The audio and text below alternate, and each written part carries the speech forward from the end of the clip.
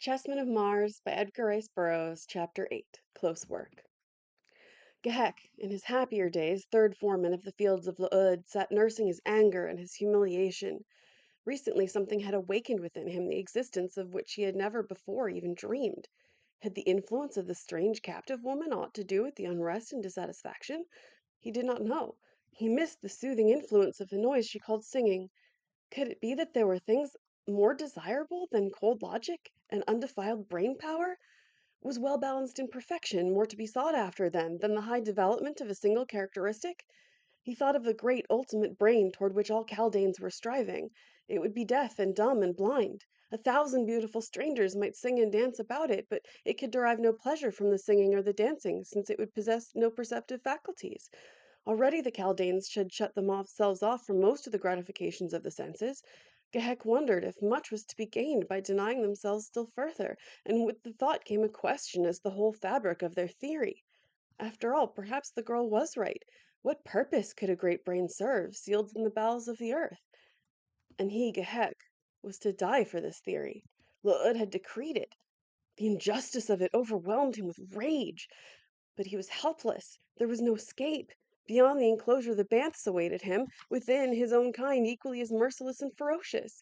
Among them was no such thing as love or loyalty or friendship. They were just brains. He might kill La'ud, but what would that profit him? Another king would be loosed from his sealed chamber, and Gehek would be killed. He did not know it, but he would not even have the poor satisfaction of satisfied revenge, since he was not capable of feeling so abstruse a sentiment. Gehek, mounted upon his Rykor, paced the floor of the tower chamber in which he had been ordered to remain. Ordinarily, he would have accepted the sentence of La'ud with perfect equanimity, since it was but the logical result of reason, but now it seemed different. The stranger woman had bewitched him. Life appeared a pleasant thing. There were great possibilities in it. The dream of the ultimate brain had receded into a tenuous haze far in the background of his thoughts. At that moment there appeared in the doorway of the chamber a red warrior with naked sword. He was a male counterpart of the prisoner whose sweet voice had undermined the cold calculating reason of the Chaldean. "Silence!" admonished the newcomer, his straight brows gathered in an ominous frown, and the point of his long sword playing menacingly before the eyes of the Chaldean. "I seek the woman Antara of Helium. Where is she? If you value your life, speak quickly and speak the truth." If he valued his life! It was a truth that Gehek had but just learned. He thought quickly. After all, a great brain is not without its uses. Perhaps here lay escape from the sentence of La'ud. "You are of her kind?" he asked. "You come to rescue her?" "Yes." "Listen, then. I have befriended her, and because of this I am to die. If I help you to liberate her, will you take me with you?" Gahan of Gathol eyed the weird creature from crown to foot. The perfect body, the grotesque head, the expressionless face. Among such as these had the beautiful daughter of Helium been held captive for days and weeks. "If she lives and is unharmed," he said, "I will take you with us." "When they took her from me she was alive and unharmed," replied Gehek. "I cannot say what has befallen her since. La'ud sent for her." "Who is La'ud? Where is he? Lead me to him." Gahan spoke quickly in terms vibrant with authority. "Come, then," said Gehek, leading the way from the apartment and down the stairway toward the underground burrows of Chaldaeans. "La'ud is my king. I will take you to his chambers." "Hasten," urged Gahan. "Sheathe your sword," warned Gehek, "so that should we pass others of my kind, I may say to them that you are a new prisoner with some likelihood of winning their belief." Gahan did as he was bid, but warning the Chaldean that his hand was ever ready at his dagger's hilt. "You need have no fear of treachery," said Gehek. "My only hope of life lies with you." "And if you fail me," Gahan admonished him, "I can promise you as sure a death as even your king might guarantee you." Gehek made no reply, but moved rapidly through the winding subterranean corridors until Gahan began to realize how truly was he in the hands of this strange monster. If the fellow should prove false, it would profit Gahan nothing to slay him, since without his guidance the red man might never hope to retrace his way to the tower and freedom. Twice they met and were accosted by other Chaldeans, but in both instances Gehek's simple statement that he was taking a new prisoner to La'ud appeared to allay all suspicion, and then at last they came to the antechamber of the king. "Here now, red man, thou must fight if ever," whispered Gehek. "Enter there," and he pointed to a doorway before them. "And you?" asked Gahan, still fearful of treachery. "My Rykor is powerful," replied the Chaldean. "I shall accompany you and fight at your side. As well die thus in torture later as the hand at the will of La'ud. Come." But Gahan had already crossed the room and entered the chamber beyond. Upon the opposite side of the room was a circular opening guarded by two warriors. Beyond this opening he could see two figures struggling upon the floor, and the fleeting glimpse he had of one of the faces suddenly endowed him with the strength of 10 warriors and the ferocity of a wounded banth. It was Tara of Helium, fighting for her honor or her life. The warriors, startled by the unexpected appearance of a red man, stood for a moment in dumb amazement, and in that moment a Gahan of Gathol was upon them, and one was down, a sword thrust straight through its heart. "Strike at the heads," whispered the voice of Gehek in Gahan's ear. The latter saw the head of the fallen warrior crawl quickly within the aperture leading to the chamber where he'd seen Tara of Helium in the clutches of a headless body. Then the sword of Gehek struck the Chaldean of the remaining warrior from its ricor, and Gahan ran his sword through the repulsive head. Instantly the red warrior leaped for the aperture, while close behind him came Gehek. "Look not upon the eyes of La'ud," warned the Chaldean, "or you are lost." Within the chamber, Gahan saw Tara of Helium in the clutches of a mighty body, while close to the wall upon the opposite side of the apartment crouched the hideous, spider-like La'ud. Instantly the king realized the menace to himself and sought to fasten his eyes upon the eyes of Gahan, and in doing so he was forced to relax his concentration upon the ricor, in whose embraces Tara struggled, so that almost immediately the girl found herself able to tear away from the awful headless thing. As she rose quickly to her feet, she saw for the first time the cause of interruption of Lud's plans. A red warrior! Her heart leaped in rejoicing and thanksgiving. What miracle of fate had sent him to her?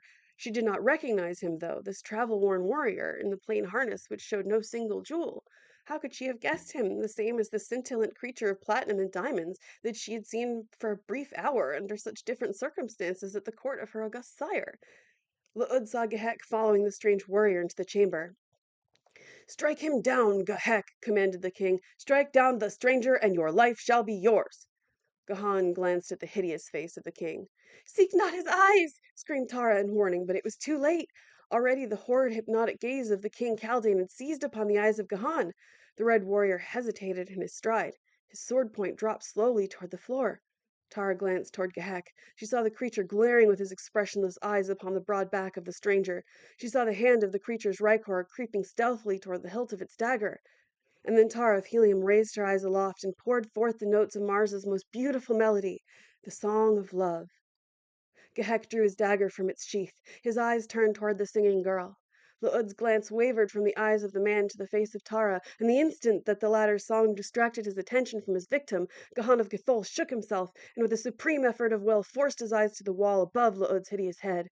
Gehek raised his dagger above his right shoulder, took a quick step forward, and struck. The girl's song ended in a stifled scream as she leaped forward with the evident intention of frustrating the Chaldane's purpose, but she was too late. And well it was, for an instant later she realized the purpose of Gehek's act, as she saw the dagger fly from his hand, past Gahan's shoulder, and sink full to the guard in the soft face of La'ud. "Come!" cried the assassin, "we have no time to lose," and started for the aperture through which they had entered the chamber. But in his stride he paused, as his glance was arrested by the form of the mighty ricor lying prone upon the floor. A king's ricor, the most beautiful, the most powerful that the breeders of Bantoom could produce. Gehek realized that in his escape he could take with him but a single ricor, and there was none in Bantoom that could give him better service than this giant lying here. Quickly he transferred himself to the shoulders of the great inert bulk. Instantly the latter was transformed to a sentient creature filled with pulsing life and alert energy. "Now," said the Chaldean, "we are ready. Let whoso would revert to nothingness impede me." Even as he spoke, he stooped and crawled into the chamber beyond, while Gahan, taking Tara by the arm, motioned her to follow. The girl looked him full in the eyes for the first time. "The gods of my people have been kind," she said. "You came just in time. To the thanks of Tara of Helium shall be added those of the Warlord of Barsoom and his people. Thy reward shall surpass thy greatest desires." Gahan of Gathol saw that she did not recognize him, and quickly he checked the warm greeting that had been upon his lips. "Be thou Tara of Helium or another," he replied, "is immaterial. To serve thus a red woman of Barsoom is in itself sufficient reward." As they spoke, the girl was making her way through the aperture after Gehek, and presently all three had quitted the apartments of La'ud and were moving rapidly along the winding corridors toward the tower. Gehek repeatedly urged them to greater speed, but the red men of Barsoom were never keen for retreat, and so the two that followed him moved all too slowly for the Chaldean. "There are none to impede our progress," urged Gahan, "so why tax the strength of the princess by needless haste?"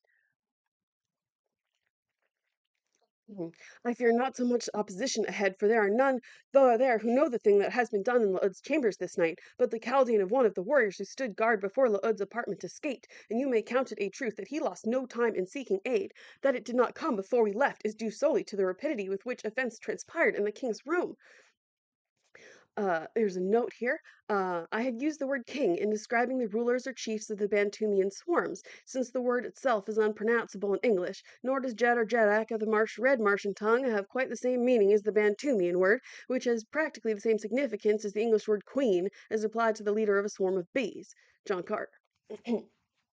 Long before we reach the tower, they will be upon us from behind, and that they will come in numbers far superior to ours and with great and powerful ricors, I well know. Nor was Gehek's prophecy long in fulfillment. Presently the sounds of pursuit became audible to the distant clanking of accoutrement and the whistling call to arms of the Chaldaeans. "The tower is but a short distance now," cried Gehek. "Make haste while yet you may, and if we can barricade it until the sun rises, we may yet escape." "We shall need no barricades, for we shall not linger in the tower," replied Gahan, moving rapidly as he realized from the volume of sound behind them the great number of their pursuers. "But we may not go further than the tower tonight," insisted Gehek. "Beyond the tower await the Bants and certain death." Gahan smiled. "Fear not the Bants," he assured them. "Can we but reach the enclosure a little ahead of our pursuers, we have not to fear from any evil power within this accursed valley." Gehek made no reply, nor did his expressionless face denote either belief or skepticism. The girl looked into the face of the man questioningly. She did not understand. "Your flyer," he said. "It's moored before the tower." Her face lighted with pleasure and relief. "You found it!" she exclaimed. "What fortune!" "It was fortunate indeed," he replied, "since it not only told me that you were a prisoner here, but it saved me from the Bants as I was crossing the valley from the hills to this tower, into which I saw them take you this afternoon after your brave attempted escape." "How did you know it was I?" she asked, her puzzled brows scanning his face as though she sought to recall from past memories some scene in which he figured. "Who is there but knows of the loss of the Princess Tara of Helium?" he replied. "And when I saw the device upon your flyer, I knew at once, though I had not known when I saw you among them in the fields a short time earlier. Too great was the distance for me to make certain whether their captive was man or woman. Had chance not divulged the hiding place of your flyer, I had gone my way, Tara of Helium. I shudder to think how close was the chance at that. But for the momentary shining of the sun upon the emblazoned device in the prow of your craft, I had passed on unknowing." The girl shuddered. "The gods sent you," she said reverently. "The gods sent me, Tara of Helium," he replied. "But I do not recognize you," she said. I have tried to recall you, but I've failed. Your name, what may it be?" "It is not strange that so great a princess should not recall the face of every roving panthan of Barsoom," he replied with a smile. "But your name?" insisted the girl. "Call me Turan," replied the man, for it had come to him that if Tara of Helium recognized him as the man whose impetuous avowal of love had angered her that day in the gardens of the Warlord, her situation might be rendered infinitely less bearable than were she to believe him a total stranger. Then, too, as a simple panthan, a soldier of fortune, a freelance warrior, he might win a greater degree of her confidence by his loyalty and faithfulness, and a place in her esteem that seemed to have been closed to the resplendent jet of Gathol. They had reached a tower now, and as they entered it from the subterranean corridor, a backward glance revealed the van of their pursuers. Hideous Chaldaeans mounted upon swift and powerful ricors. As rapidly as might be, the three ascended the stairways leading to the ground level, but after them, even more rapidly, came the minions of Luud. Gehek led the way, grasping one of Tara's hands the more easily to guide and assist her, while Gahan of Gathol followed a few paces in their rear, his bared sword ready for the assault that all realized must come upon them now before they ever reached the enclosure and the flyer. "Let Gehek drop behind to your side," said Tara, "and fight with you." "There's but room for a single blade in these narrow corridors," replied the Gatholian. "Hasten on with Gehek, and win to the deck of the flyer. Have your hand upon the control, and if I come far enough ahead of those to reach the dangling cable, you can rise at my word, and I can clamber to the deck at my leisure. But if one of them emerges first into the enclosure, you will know that I shall never come, and you will rise quickly and trust to the gods of our ancestors to give you a fair breeze in the direction of a more hospitable people." Tara of Helium shook her head. "We will not desert you, Panthan," she said. Gahan, ignoring her reply, spoke above her head to Gehek. "Take her to the craft moored within the enclosure," he commanded. "It's our only hope. Alone I may win to its deck, but have I to wait upon you two at the last moment, the chances are that none of us will escape. Do as I bid." His tone was haughty and arrogant, the tone of a man who has commanded other men from birth, and whose will has been law. Tara of Helium was both angered and vexed. She was not accustomed to being either commanded or ignored, but with all her royal pride she was no fool, and she knew the man was right, that he was risking his life to save hers. So she hastened on with Gehek as she was bid, and after the first flush of anger she smiled, for the realization came to her that this fellow was but a rough, uncultured warrior, skilled not in the finer usages of cultured courts. His heart was right, though, a brave and loyal heart, and gladly she forgave him the offense of his tone and manner. But what a tone! Recollection of it gave her sudden pause. Panthans were rough and ready men. Often they rose to positions of high command, so it was not the note of authority in the fellow's voice that seemed remarkable, but something else. Quality that was undefinable, yet as distinct as if it were familiar. She had heard it before, when the voice of her great-grandsire Tardos Morse, Jadak of Helium, had risen in command, and in the voice of her grandfather Morse Karjak the Jed, and in the ringing tones of her illustrious sire John Carter, Warlord of Barsoom, when he addressed his warriors. But now she had no time to speculate upon so trivial a thing, for behind her came the sudden clash of arms, and she knew that TARZAN the Panthan had crossed swords with the first of their pursuers. As she glanced back, he was still visible beyond a turn in the stairway, so that she could see the quick swordplay that ensued. Daughter of a world's greatest swordsman, she knew well the finest points of the art. She saw the clumsy attack of the Chaldean and the quick, sure return of the Panthan. As she looked down from above upon his almost naked body, trapped only in the simplest of unadorned harness, and saw the play of the lithe muscles beneath the red bronze skin, and witnessed the quick and delicate play of his sword point, to her sense of obligation was added a spontaneous admission of admiration, that was but the natural tribute of a woman to skill and bravery, and perchance some trifle to manly symmetry and strength. 3 times the Panthen's blade changed its position, once to fend a savage cut, once to feint, and once to thrust, and as he withdrew it from the last position, the Chaldean rolled lifeless from its stumbling Rykor, and Taran sprang quickly down the steps to engage the next behind, and then Gehek had drawn Tara upward, and a turn in the stairway shut the battling Panthen from her view. But still she heard the ring of steel on steel, the clank of accoutrement, and the shrill whistling of the Chaldeans. Her heart moved her to turn back to the side of her brave defender, but her judgment told her that she could serve him best by being ready at the control of the flyer the moment he reached the enclosure. End of this chapter. Next chapter will be chapter 9, Adrift over Strange Regions. And now, do we have a book report? Okay, boys and I girls. think we might have a book report. Boys and girls, oh, hey, thanks for coming up. Thanks for coming up. We do appreciate being guests over here on the show. Chapter 8 is called Close Work. We meet a new character. Their name is Gek. No, no, no. Gehek? Gehek? We already knew Gehek. We already knew Gehek, but we're He's learning. been around for the last 3 or 4 chapters. He's been Tara's only friend. And so far, he's been a rebellion amongst the Chaldeans. Their overarching conform or die attitude about the world has been broken by music. The idea that life is pleasurable has been brought to them in the Well, form of just to bewitchment. him, basically. Well, He hasn't told anybody else. it's just him. Yes. And Nobody they're else they're in knows. fact gonna kill him because he's had this realization. Oh yeah, if Yeah. he doesn't conform, he is going to die. That was Yes. the thesis from earlier, ladies and Yes. gentlemen. Definitely that. We navigate a new Rykor Yes. in the universe. We encounter the King's Rygor. It has been Grand Theft Rycored. Okay, I like that. I like We're that. taking Yeah. we're taking those. It's certainly worth more than however much it qualifies to be grand. Anyway, Oh, yeah. all the same. And then our boy Gahan is we got perks and quirks over here because on one hand, openly declared his love. Got admonished for it, and then on his reintroduction, he lied about who he was. Ugh. But we all, he's hot Yes, and yes, he's very he's hot. commanding and Hmm. he's capable at swordplay. He is, yes. And Tara does admire those things. But yeah, you noticed as soon as she found out that he was like a warrior, she's like, "We will wait for him." Like she respects warriors very much, and she's like, "We shall not abandon you." You know. And yeah, do you understand? Like I sort of understand his like desire to lie there. He came up with a screen name because he said I love you after their first dance, and she was like, creep. So he came at her with a different screen name, and now he's gonna try again and try to do better. Our boy's not out of the woods yet. No, definitely not. Definitely not. That concludes my book report.